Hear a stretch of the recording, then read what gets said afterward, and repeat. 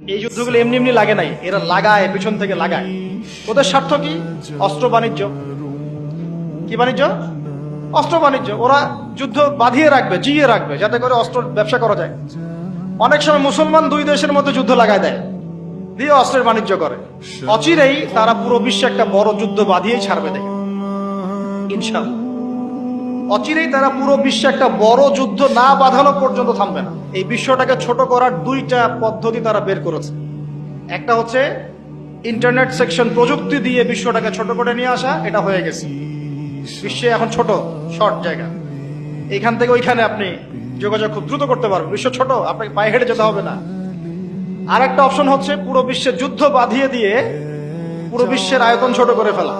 আর আমি কনফিডেন্ট আমার বক্তব্যে, এটা আমার ধারণা, আমার ইস্তেহাদও বলতে পারেন, যদিও আমি মুস্তাহিদ নই।